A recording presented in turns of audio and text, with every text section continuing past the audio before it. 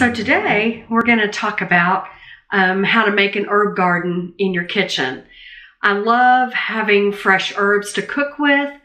I love having herbs that I can pick and dry and use in tinctures for some herbal remedies. And I love just having them around. And as you know, if you've been watching the channel, we have been growing some out in our green stalk as well as out in the front of the house. I made a little herb garden out there. And it's mid-September here.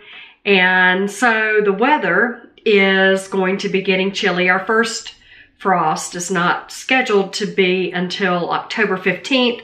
But I want to get prepared. And so to do that, I'm going to start bringing my fresh herbs that I have around in my garden and in my green stalk inside. And I needed a place to put those. So we kind of moved some things around in our kitchen. And we bought a plant stand that I could put those herbs on in front of a window. So let's get busy making our kitchen herb garden. So today we're going to put together this 9-tier wood plant stand, and it's for Jeannie's herbs. I love you, honey. Thank you for putting this together for me. You're welcome.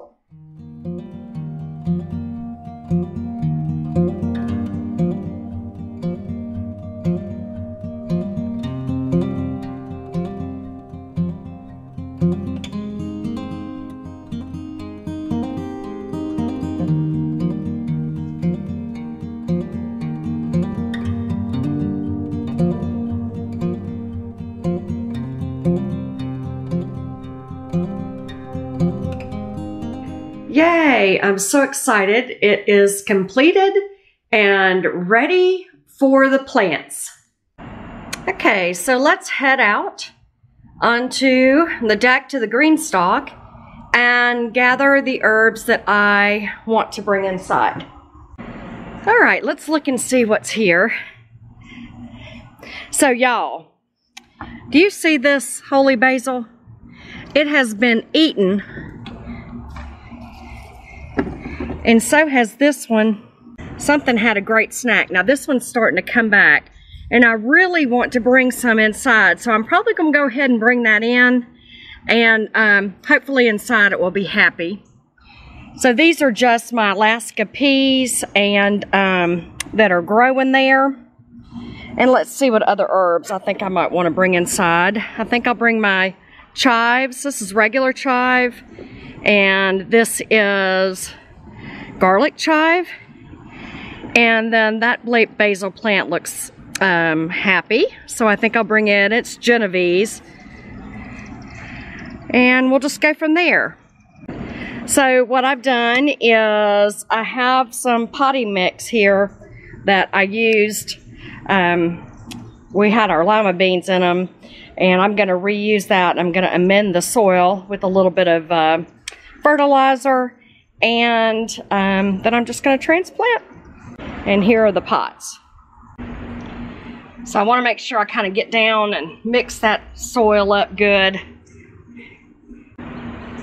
A few little roots aren't going to hurt anything. That's just going to be good compost. And so I'm filling it about halfway up.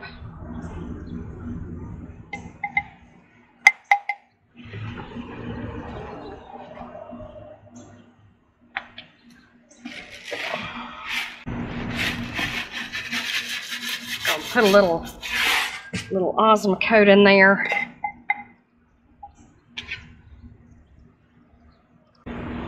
Okay, so I'm going to stop and I'm going to take the, well, I think I'll do the chive first.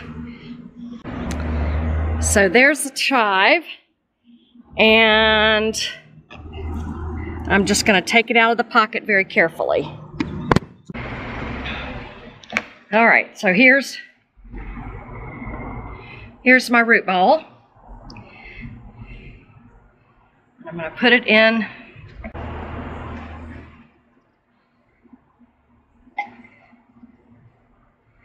I'm going to just loosen it up just a little bit.